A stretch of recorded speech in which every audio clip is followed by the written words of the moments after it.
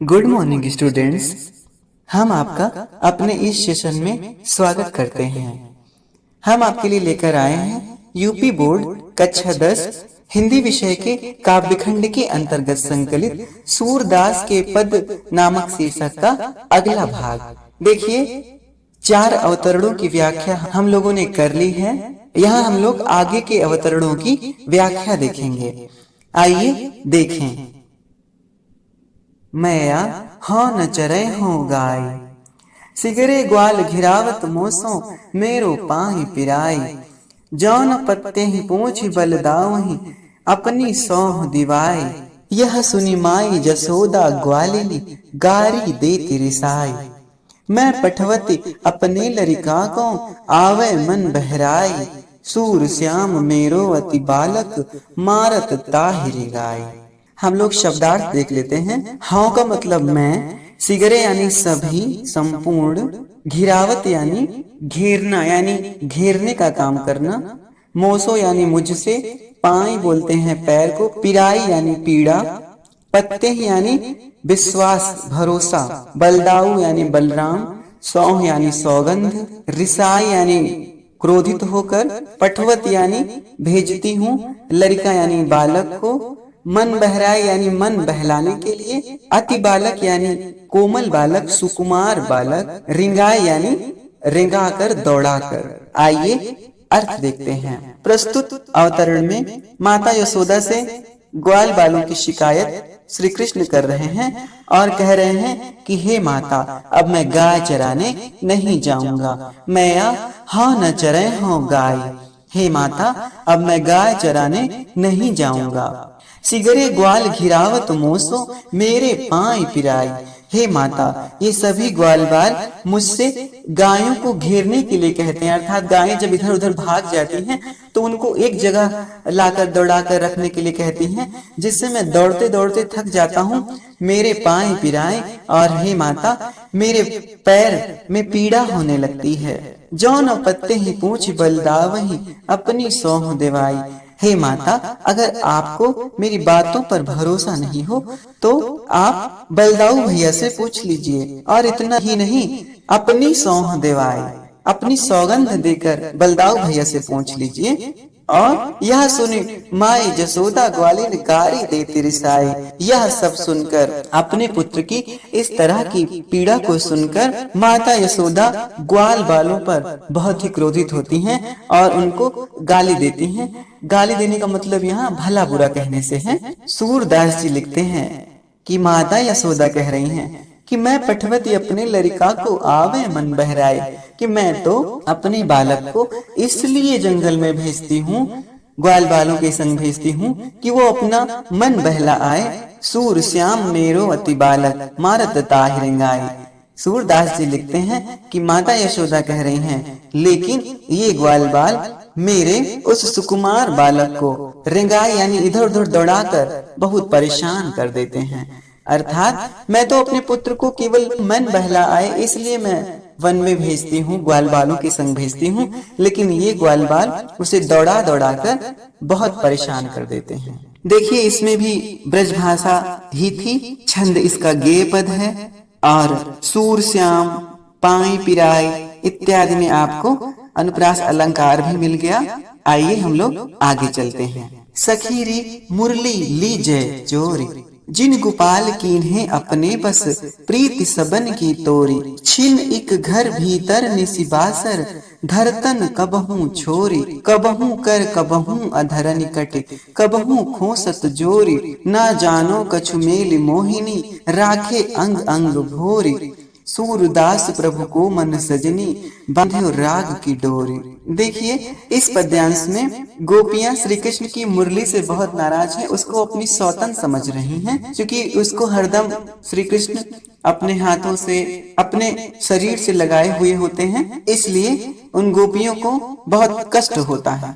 आइए शब्दार्थ देखते हैं। चोरी यानी चोरी कर लेना, अपने बस यानी अपने वश में कर लेना, प्रीत यानी प्रेम, तोड़ यानी तोड़कर, छिन इक यानी एक क्षण, निसी बासर, निसी बोलते हैं रात को, बासर बोलते हैं दिन को, धर यानी रखना, कबहू यानी कभी, छोर यानी छोड़कर, कर यानी हाथ, अधर बोलते हैं होठ को, कट यानी कमर, मोहिनी यानी मोहिनी मंत्र या जादू आप कह लीजिए, अंग अंग यानी प्रत्येक अंग में, भोर यानी भुलावा देकर, राग की डोर यानी प्रेम का धागा, प्रेम की डोर। आइए अब हम लोग व्याख्या देखते हैं। सूरदास जी कहते हैं कि श्री कृष्ण के मुरली के प्रति प्रेम को देखकर गोपियां बहुत ही कष्ट में हैं और उस मुरली को अपना वैरी समझती हैं। एक गोपी दूसरी गोपी से कहती है, सखी री मुरली ली जय चोरी। हे सखी, सारे फसाद की जड़ यही मुरली है, इसलिए हे सखी इस मुरली को ही हम लोग चुरा लेते हैं। जिन गोपाल की इन्हें अपने बस, प्रीति सबन की तोरी। जिस मुरली ने गोपाल कृष्ण को अपनी ओर आकर्षित कर लिया है, अपने वश में कर लिया है, जिसके कारण ये बाकी सभी लोगों को भूल गए हैं, बाकी सबका प्रेम इनको भूल गया है, ये मुरली के कारण हुआ है। इसलिए हे सखी इस मुरली को चुरा लिया जाए, यानी इसी मुरली के वश में होकर श्री कृष्ण ने हम सभी को भुला दिया है, इसलिए हम लोग इस मुरली को ही चुरा लेते हैं। आगे लिखते हैं, छिन एक घर भीतर में सिबासर धरतन कबहू छोरी। इस मुरली को एक क्षण के लिए चाहे घर में रहें या बाहर, निसिबासर रात दिन धरतन कबहू छोड़, कभी छोड़कर नहीं रखते। ना जाने ऐसा क्या है इस मुरली में कि घर में रहेंगे तो, बाहर रहेंगे तो, दिन में रात में एक क्षण के लिए भी इससे अलग नहीं होते, इसको छोड़कर नहीं रखते। कबहू कर कबहू अधरन कटी कबहू खोसत जोर, कभी उसको हाथों में लिए रहते हैं, कभी उसको अधरन यानी होठों से लगा लेते हैं, और कटी कबहू खोसत जोर, और कभी क्या करते हैं कि श्री कृष्ण अपनी कमर में उस मुरली को खोस लेते हैं, अर्थात उसको कभी अपने से दूर ही नहीं होने देते। ना जानो कछु मेली मोहनी राखे अंग अंग भोरी। हे सखी, ना जाने इस मुरली ने श्री कृष्ण पर क्या जादू टोना कर दिया है कि उसको अपने अंगों से लगाए फिरते हैं, सबको भुलाकर उस मुरली को ही अपने अंग से लगाए फिरते हैं। सूरदास जी कहते हैं, सूरदास प्रभु को मन सजनी बांधे राग की डोर। वो गोपी कह रही है, सूरदास जी लिखते हैं कि हे सजनी, ऐसा लगता है कि इस मुरली ने श्री कृष्ण के मन को प्रेम रूपी धागे से बांध लिया है, जिस कारण वो उसके प्रेम में इतने आसक्त हो गए हैं कि उसको थोड़ी देर के लिए भी कहीं छोड़कर नहीं रखते। देखिए इसमें भी ब्रज भाषा का ही प्रयोग और छंद इसमें भी गेय पद। आइए आगे चलते हैं। सूरदास जी लिखते हैं, ऊधो मोहि ब्रज बिसरत नाही, वृंदावन गोकुल बन उपवन सघन कुंज की छाही। प्रात समय माता जसुमति अरु नंद देखि सुख पावत, माखन रोटी दह्यो सजायो अति हित साथ खवावत। गोपी ग्वाल बाल संग खेलत, सब दिन हसत सिरात। सूरदास धन धन ब्रजवासी, जिनसो हित जदुतात। बहुत ही सुंदर प्रसंग है। इसमें भगवान जब मथुरा चले गए हैं तो ऊधव से अपने हृदय की बात बता रहे हैं कि हे उद्धव, मुझे ब्रज की वो यादें भूलती ही नहीं हैं। आइए पहले शब्दार्थ देख लेते हैं।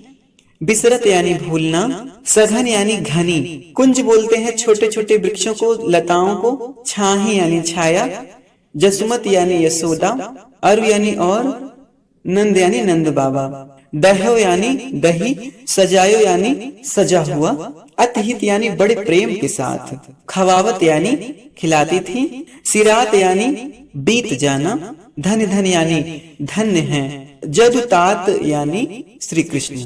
आइए हम लोग अब अर्थ देखते हैं। बहुत ही मार्मिक, बहुत ही करुणा की भावना भरी हुई है इस प्रसंग में। भगवान उद्धव से कह रहे हैं कि हे उद्धव, मुझे ब्रज भूलता नहीं है। सूरदास जी लिखते हैं, उद्धव मोहि ब्रज बिसरत नाही। उद्धव से भगवान कह रहे हैं कि हे उद्धव, मुझे ब्रज भूलता नहीं है। वृंदावन गोकुल बन उपवन सघन कुंज की छाही। हे उद्धव, वो वृंदावन, वो गोकुल, वहाँ का वन, वहाँ का वो बगीचा और वहाँ की वो छोटे छोटे वृक्षों की घनी घनी छाया। हे उद्धव, मुझे ये सब भूलता नहीं है, मुझे ये सब बहुत याद आता है। प्रात हो तो माता जसुमति और नंद देख सुख पावत। हे उद्धव, जैसे ही सवेरा होता था तो नंद बाबा और यशोदा मैया को देखकर जो मुझे सुख प्राप्त होता था, उसका वर्णन ही मैं नहीं कर सकता। वह जब मुझे याद आ जाता है तो हे उद्धव मेरी आंखें भर आती हैं। माखन रोटी दहो सजायो अतिहित साथ खवावत। नंद बाबा और यशोदा मैया मुझे देखकर बड़े ही प्रसन्न होते थे और वे मुझे मक्खन रोटी और अच्छी प्रकार से सजाया गया, अच्छी प्रकार से जमाया गया दही बड़े प्रेम से खिलाते थे। हे उद्धव मुझे ये सब भूलता नहीं है। गोपी ग्वाल बाल संग खेलत सब दिन हंसत सिरात। श्री कृष्ण उद्धव से कह रहे हैं कि उन ग्वाल बालों के संग खेलते हुए मेरा पूरा दिन हंसते हंसते ऐसे बीत जाता था कि पता ही नहीं चलता था। अर्थात मेरा वो जो समय था, मेरा दिन था, वो उन लोगों के साथ हंसते हुए बीत जाता था। ये सारी बातें जब मुझे याद आती हैं तो हे उद्धव मुझे बहुत पीड़ा होती है, मुझे बहुत कष्ट होता है। सूरदास जी कहते हैं, सूरदास धन धन ब्रजवासी जिन सो हित जदुतात। सूरदास जी कहते हैं कि ऐसे ब्रजवासी धन्य हैं, ऐसे ब्रजवासी बड़े भाग्यमान हैं जिनके हित की कामना जदुतात अर्थात श्री कृष्ण स्वयं करें। ऐसे ब्रजवासी कितने भाग्यशाली हैं। श्री कृष्ण इन ब्रजवासियों को इतना याद करते हैं, सचमुच ये ब्रज के वासी कितने भाग्यशाली हैं। देखिए यहाँ भी ब्रजभाषा का ही प्रयोग, छंद गेय पद है। ब्रज विसरत, वन उपवन, वृंदावन इत्यादि में आपको अनुप्रास अलंकार मिल रहा है। प्रिय विद्यार्थियों आज के लिए इतना ही। वीडियो अगर अच्छा लगे तो लाइक करना ना भूलें और अपने सहपाठियों को भी इस वीडियो को भेजें, उनके साथ इसे साझा करें जिससे वो भी लाभान्वित हों। अब आपसे विदा लेते हैं, मिलते हैं अगले सेशन में। धन्यवाद।